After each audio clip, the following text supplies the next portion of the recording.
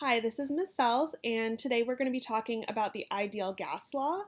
And what the ideal gas law is it is a way for us to talk about a gas just at one set of conditions. So we can use the combined gas law or the reason ratio method to talk about when we have one set of conditions and then that same set of conditions has a change.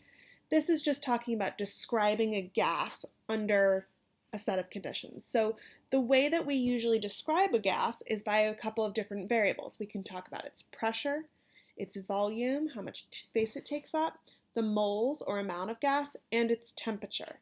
So when we see the relationship between these, we actually can come together with a mathematical formula, and this is called the ideal gas law, and it is PV equals nRT. P for pressure, V for volume, N for moles, R is actually a constant, and then T for temperature. So what is R? R is a constant, and its value is 0.0821 liter atmospheres per mole Kelvin. Okay, and we're going to talk about where that comes from and why it's in there right now. So Avogadro tells us that STP, standard temperature and pressure, 1 mole of gas, doesn't matter which gas, will occupy 22.4 liters of space, and this is always going to be true. So what we can actually do is plug these conditions into the ideal gas law, and what we can solve for is that value of R. So PV equals nRT, we sub in our ideal condition, so 1 atmosphere is 22.4 liters of space, 1 mole of that gas, again it doesn't matter which gas it is, R is our constant value that we're solving for, and then our temperature of 273 Kelvin.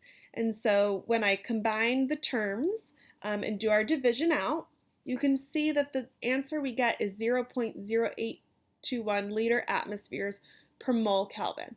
And so that is going to be a numerical value that is tied specifically to those units. So when we use the ideal gas law, we actually need to make sure that the units are the same as the units in that R value. So there's actually numerous R values that you can use.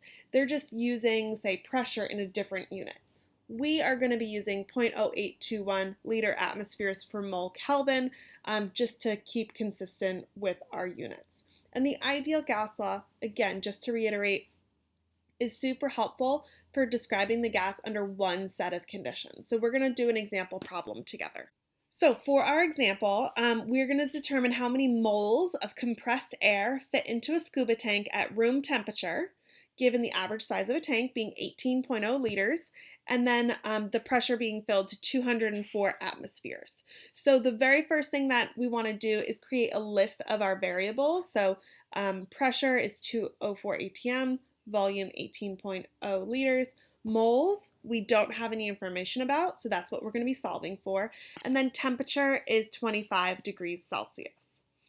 And then obviously I'm going to write down my R value. Just as a reminder, this is an ideal gas law problem. It's going to need that constant R, so let's just add it right now. One way that you can know you're working with an ideal gas law problem versus a combined gas law problem is we only have one set of variables. If we had a combined gas law problem, we would have 2 pressures or 2 volumes or 2 temperatures. In this case, we only have one condition for each variable. Okay, so the very next thing that I'm going to do is we're actually going to convert our temperature to Kelvin. So add 273 to get 298 Kelvin. And then now we can use our formula and we can plug in our known variables.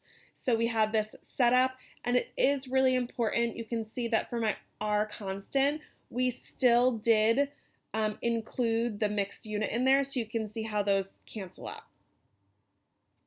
I'm going to simplify and combine terms. Some people like to show this part of the math step. You don't have to, but you can. And then I'm going to solve for my moles of N is 150.1 moles, which is the amount of compressed air that fits into my scuba tank. So I hope that this was helpful for you, just an exemplar problem, and you're going to be able to do this on your own now.